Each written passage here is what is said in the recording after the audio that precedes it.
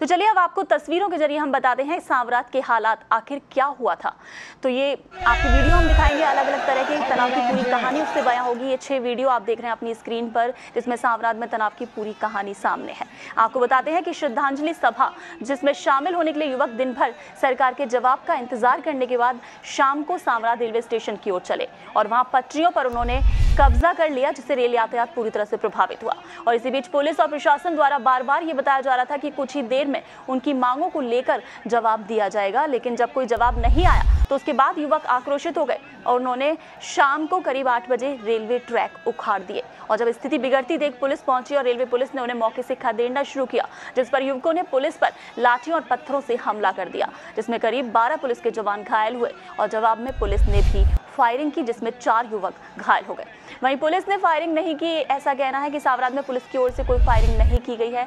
लेकिन आपको बता दें कि स्थिति तनावपूर्ण है, लेकिन फिर भी फिलहाल स्थिति जो है वो नियंत्रण में बनी हुई है। तो ये 6 तस्वीरें आप देख रहे हैं वीडियोस की। दोपहर में जो सभा शुरू हुई है 12 बजे से वहाँ लोगों का जुटना शुरू हुआ है, उसके बाद से और रात तक के क्या हालात रहे हैं, और फिलहाल मौके पर कर्फ्यू लगा दिया गया है।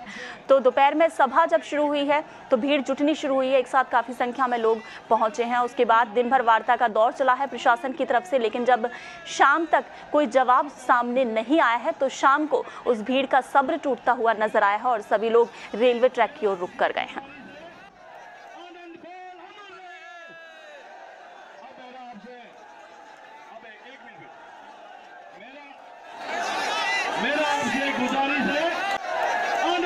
तो आपको बता दें कि सांवरात में कल जो हालात थे वो दोपहर से लेकर आज सुबह तक के हालात वीडियो के जरिए हम आपको दिखा रहे हैं। तस्वीर आप देख रहे हैं स्क्रीन पर, किस तरह से दोपहर में सभा की शुरुआत हुई है। 12 बजे से लोगों का वहां पर जुटना शुरू हुआ है और उसके बाद दिन भर वार्ता का दौर चला है प्रशासन के साथ, लेकिन जब प्रशासन की तरफ से कोई जवाब सामने नहीं आया है तो शाम को कहीं ना कहीं भीड़ का जो सब्र का बांध था वो टूटता हुआ नजर आया है और भीड़ एक साथ 5000 की संख्या में करीब बताया जा रहा है कि रेलवे ट्रैक की ओर उन्होंने रुख किया है। रेलवे ट्रैक जाम कर दिए उन्होंने, हुक और क्लिप रेलवे ट्रैक के तोड़ दिए गए हैं, जिससे यातायात पूरी तरह से बाधित हो गया है।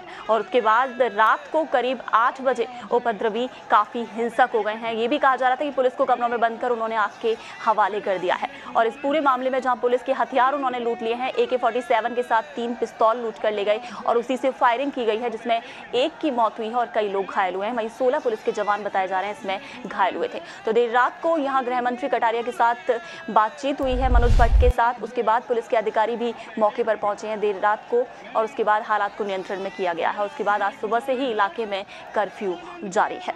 तो आपको बता दें सांवरात में कर्फ्यू लगा दिया गया है। वहीं नागौर जिले में धारा 144 लगी हुई है। पिछले 3 दिन से इंटरनेट सेवा पूरी तरह से बंद है।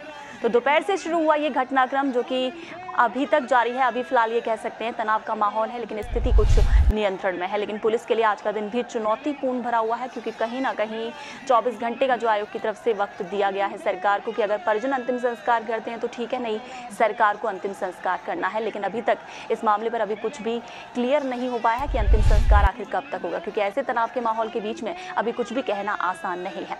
वहीं आपको बता दें कि प्रशासन के साथ वार्ता हुई है और आगे की रणनीति उसमें तय की गई है कि किस तरह से इस तनाव के माहौल से बाहर निकला जाए। साथ ही केंद्रीय गृह मंत्री राजनाथ सिंह, जिन्होंने सीएम राजे से फोन पर बातचीत की है, पूरे घटनाक्रम की जानकारी ली गई है। तो सांवरात के हालात कल जिस तरह से 19 दिन हो चुके हैं, आनंद पाल का अंतिम संस्कार नहीं हो रहा है, लगातार परिजन CBI जांच की मांग कर रहे हैं और उसी के चलते कल ये श्रद्धांजलि सभा हुंकार रैली रखी गई थी, जिसमें राजपूत समाज के लोग काफी संख्या में वहां पर एकजुट हुए हैं। तो इस पूरे घटनाक्रम के बाद देर रात आपको बता दें 4 राजपूत नेताओं के खिलाफ हिरासत में ले जाने के वारंट जारी कर दिए गए थे 4 नेताओं के खिलाफ। और उसके बाद 16 जो है पुलिस के जवान, इसमें कहा गया है कि घायल हुए हैं। चप्पे चप्पे पर हालांकि पुलिस बल तैनात था। और इस पूरी सभा से पहले आपको बता दें राजपूत समाज के लोगों ने 19 सदस्यीय दल था जिसने सरकार से सहमति ली थी, अनुमति मांगी थी कि किसी तरह की शांति भंग नहीं की जाएगी, लेकिन उसके बावजूद शांति भंग हुई है। उपद्रवियों ने जमकर उत्पात मचाया है, गाड़ियों में आग लगा दी है, जमकर तोड़फोड़ की गई है। ये भी कहा जा रहा था कि पुलिस को कमरों में बंद कर आग लगाने के प्रयास किए गए हैं, जैसे कि रेलवे ट्रैक पर पहुंचकर उसमें नुकसान पहुंचाया गया है, रेल यातायात पूरी तरह से बाधित हो गया है। तो इस पूरे घटनाक्रम के बीच कहीं ना कहीं आमजन को खासी परेशानी हो रही है। पिछले 3 दिन से नेट पूरी तरह से बंद है, जिससे आम जनता परेशान हो रही है। तो आज भी पुलिस के लिए चुनौतीपूर्ण माहौल वहां पर बना हुआ है, क्योंकि जिस तरह से का तनाव कल देखा गया है उसको अपने जोड़ना फिलहाल सही नहीं है।